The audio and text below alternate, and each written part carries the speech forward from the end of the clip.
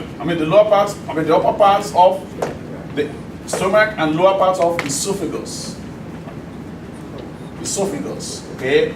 We have what we call gastroesophageal sphincter. Sphincter, okay? So it's a type of muscle which helps to control things there, right?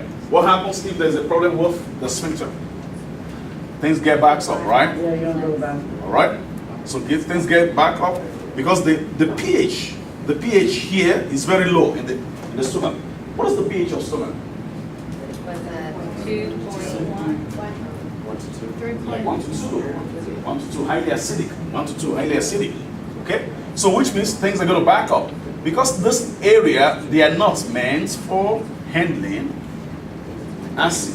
As a result, the acid is going to erode. So it's going to cause reflux disease, heartburns, and all that. Okay? Because of the problem with the sphincter. So muscle helps to control that. Same thing in women. In women, the pelvic floor, as we're going to see later on, the pelvic floor has a whole lot of muscles in there that are controlling the sphincter, how things are exiting. I'm looking at something there. No, you're good. What? No. See something hanging right there? It's nothing. It's one of the. No, here. Fire sprinkle. Here. The AC. Okay. Oh, we're good. So, the pelvic area, all of this pelvic area, think about it. This is the main skeleton. When the whole muscles, everything is ripped out. So we have the outlet here. Remember, in the outlet here, we have the rectum, the bladder, the vagina. In female, it opens up.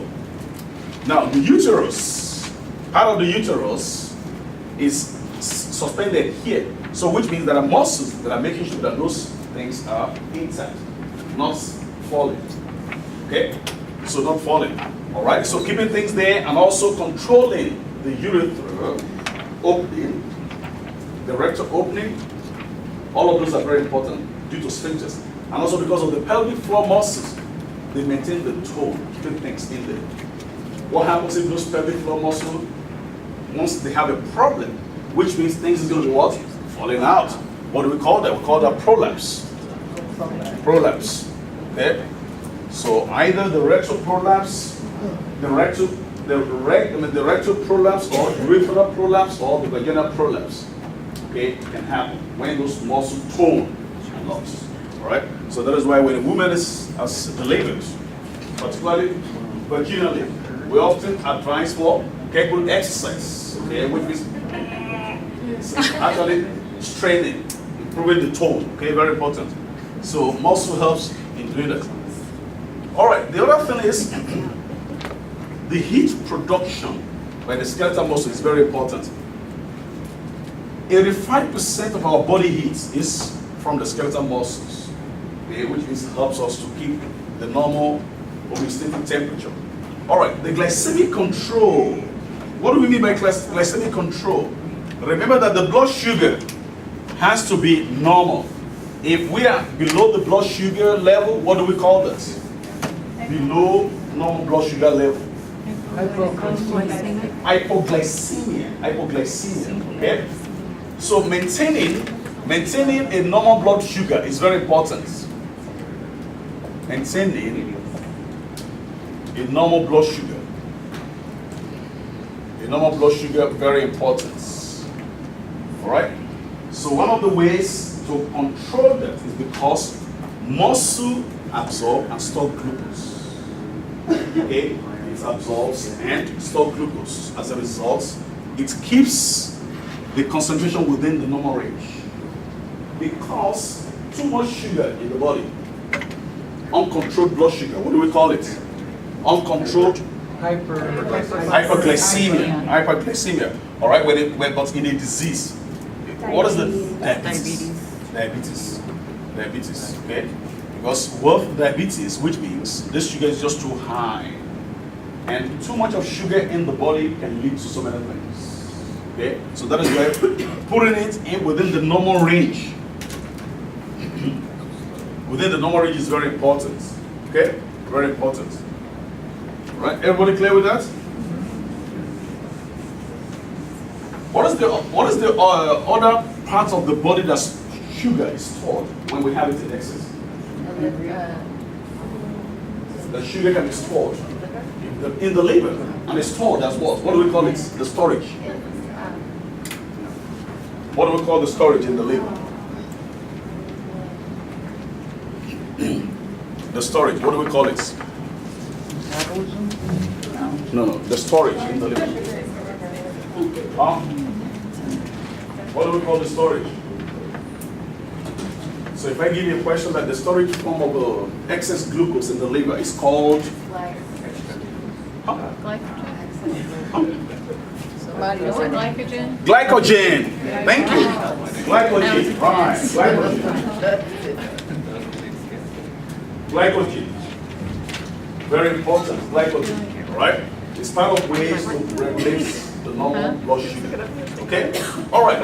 So when we look at this skeletal muscle, so look at this muscle.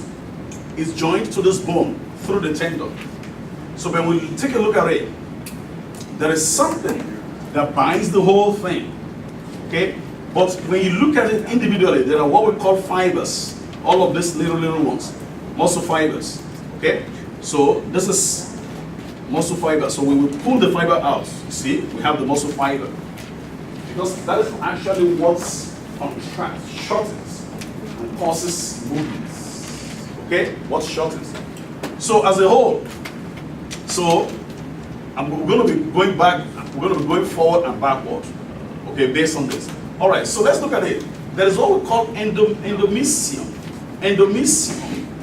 It is actually what surrounds a particular muscle fiber. Each of the muscle fibers. Remember? It's just like I have something like this.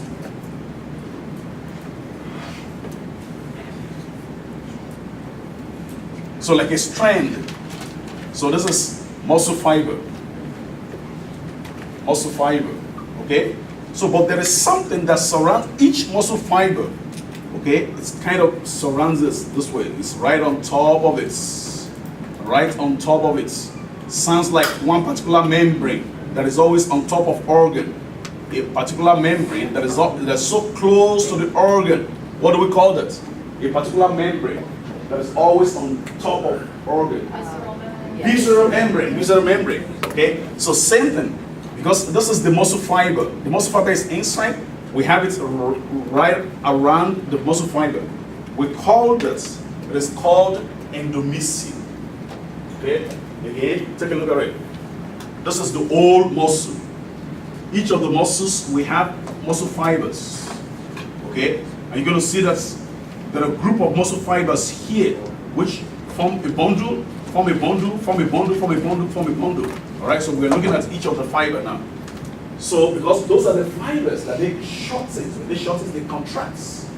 Muscles contract and relaxes. The contraction produces movement, well, contraction and relaxation produces movements. Okay? Alright, the next one. Okay, still on the endomysium. The endomysium surrounds each fiber. Alright? It has its own capillaries. It gives room for capillaries and nerve fibers. So, it provides what we call the chemical environment for the muscle fiber. The strength. It's just like when you have a drumstick. You start pulling them apart. Okay, until you get to the tiny one. Yeah, that tiny one, that's the strength. Okay?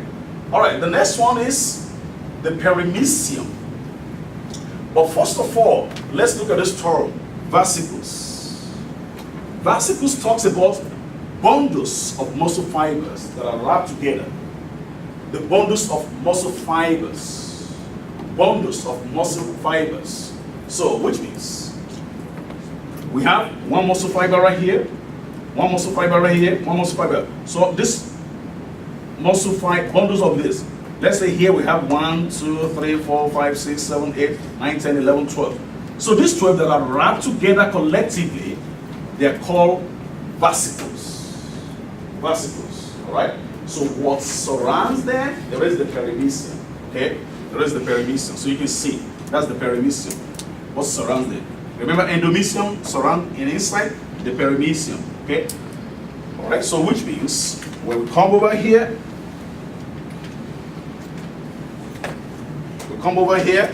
so this is like 1, 2, 3, 4 muscle fibers.